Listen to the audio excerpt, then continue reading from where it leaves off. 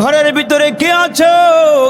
আমার এক লোটা পানি দাও, এক বদনা পানি দাও, ওযু করব, নামাজ পড়ব। ঘরের ভিতর থেকে কোনো আওয়াজ যখন পায় না, হঠাৎ করে নারীর কণ্ঠে একটা আওয়াজ ডাক দিয়া বলে, বাইজিদ এত রাগ করো কেন, এত রাগ করো কেন? এইটা কিন্তু বাইজিদ পাখি মারার জায়গা নয়। সুবহানাল্লাহ বলে।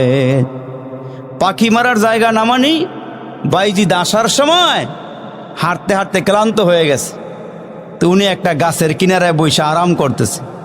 তো গাছের উপরের থেকে একটা পাখি তো আর বাইজিদ চিনে না, পাখি তো আর এলাকার মেম্বার চেয়ারম্যান চিনে না, কে দামি কে বেদামি।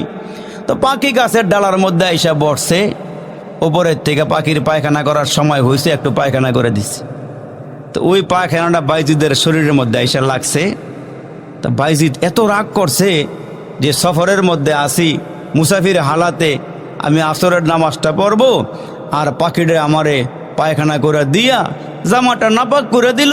কারবারটা করলো কি, উনি একটু রাগ কইরা গোস্সা হইয়া মেজাজটা গরম কইরা ওপরের দিকে নজর দিছে, চাউনি দিছে।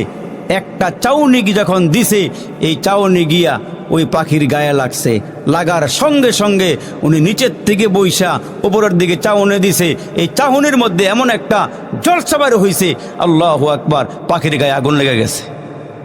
আর একটু জোরে কর না সুবহানাল্লাহ। একটা নূরের ঝলক বের হইছে, পাখির গায়ে আগুন লেগে গেছে।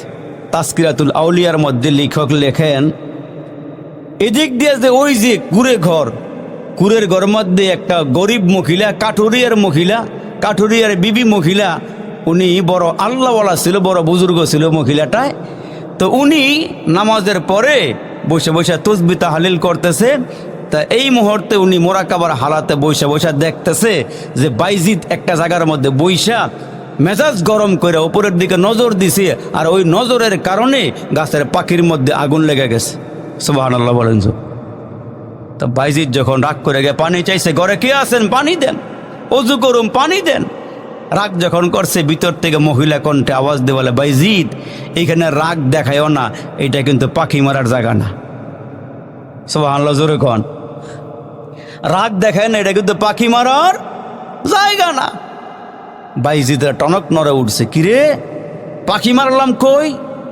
আর এই মহিলা দেখলো কেমনে,